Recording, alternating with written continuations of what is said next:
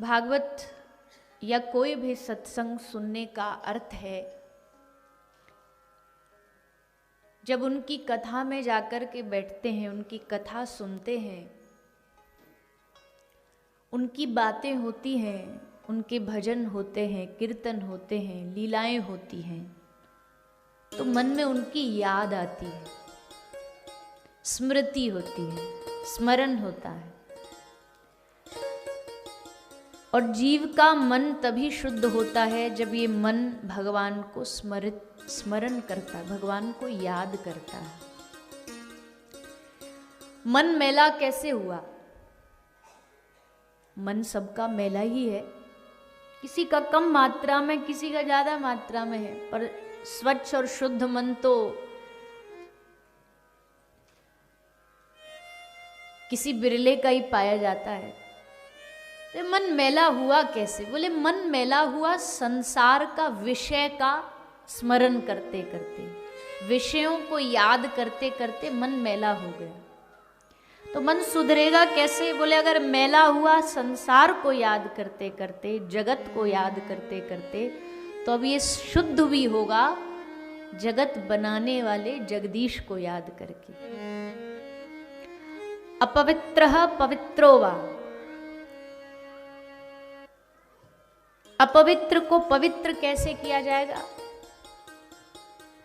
बोले स्मरेत पुंडरीकाक्ष, स्मरण करो किसका? पुंडरीकाक्ष। बाह्य अभ्यंतर सूची, बाहर और भीतर दोनों को जो शुद्ध कर दे वो भगवान पुंडरीकाक्ष है, वो भगवान श्री हरि है। तो मन की शुद्धि जरूरी है, क्योंकि हम किसी को कोई भोजन भी ऑफर करते हैं तो पहले देख लेते हैं इसमें कुछ कोई कचड़ा तो नहीं, पानी है तो उसको देख लेते हैं, साफ है ना। तो मन भगवान को देना है, बुद्धि भगवान को देनी है, तो बुद्धि भी तो स्वच्छ होनी चाहिए। स्वच्छ बुद्धि वाला ही गर्व से कह सकता है कि प्रभु मेरी बुद्धि धीमहि धियो यो न। धी का मतलब क्या होता है? धी कहते बुद्धि को। तो मेरी बुद्धि आपको समर्पित, पर बुद्धि जब तो समर्पित करोगे ना जब पहले बुद्धि स्वच्छ होगी। पितामह भीष्म की स्तुति में भी उन्होंने यही कहा, इति मति रूप कल्पिता वितृष्णा भगवती शाश्वत पुंगवे विभुम्नि स्वसुखमुपगते क्वचिद् विहर्तुं प्रकृतिमुपेयुषि यद् भवत् प्रवाह। पितामह भीष्म ने कहा कि प्रभु जाने से पहले मेरी बेटी से विवाह कर लो, शादी कर लो। तो पितामह भीष्म की बेटी भी है, ये तो किसी को पता ही नहीं था। पितामह आप तो बाल ब्रह्मचारी, आपकी बेटी कहां से आ गई? पितामह ने कहा मेरी बेटी कोई और नहीं, इति मति रूप कल्पिता वितृष्णा। मेरी मति मेरी बेटी है, मेरी बुद्धि मेरी बेटी है। तो मेरी बुद्धि का आज तक किसी से लगन नहीं हुआ, शादी नहीं हुई। ये शादी का मतलब क्या होता है? बंधन, गठजोड़।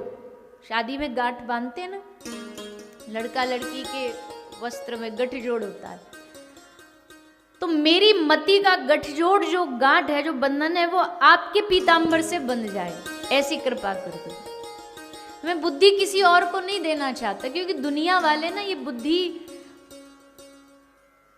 दे भी दोगे, मन संसार को दे भी दोगे तो कैसे यूज करते हैं? जैसे केला खा के छिलका फेंक देते हैं ना, वैसे हमारा उपयोग करके हमारे मन को भी फेंक दिया जाए। इसलिए मन उसको दो जो मन को संभाल करके रखे, और मन तो मनमोहन ही संभाल सकता है, इसलिए उनका नाम है मनमोहन, मन को मोहित करने वाला। इसलिए मन देने की बारी आए तो संसार को नहीं देना, प्रभु को देना। गोपियों ने तन संसार को दिया। दुनिया वालों को बुरा नहीं मानिएगा, शब्द कड़वे हैं पर सच है। दुनिया को बस आपका तन चाहिए और आपका धन चाहिए। पैसा देते रहो, उनकी जरूरतें पूरी करते रहो, चाहे वो शारीरिक हो, इमोशनल हो, चाहे वो फाइनेंशियल हो, वो देते रहो बस। दुनिया को मतलब नहीं है आपके मन से, उनको तन से मतलब है और धन से मतलब, दे दो। लेकिन श्री कृष्ण कहते गोपी, तन संसार को दे दे, धन संसार को दे दे, पर जब मन देने की बारी आए ना, तो ये मत देना संसार को, ये मुझे देना, मैं इसे संभालूंगा, मैं इसे बचाऊंगा, इसको हर बुरी चीज से बचाऊंगा। पर हमारी सबसे बड़ी गड़बड़ यही है कि हम तन धन तो देते ही संसार को, मन भी दे देते। तन बैठा है कथा में, मन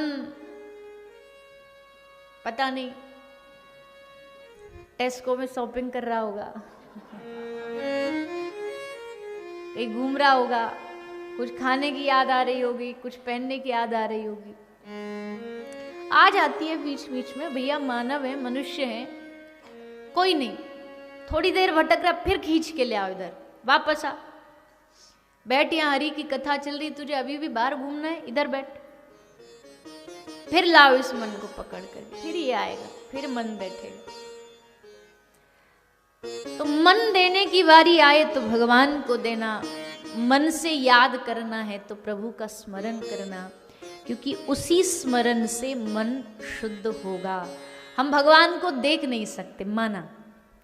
किसी शायर ने कहा, कोई गम हो तो फरियाद तो कर सकता हूं,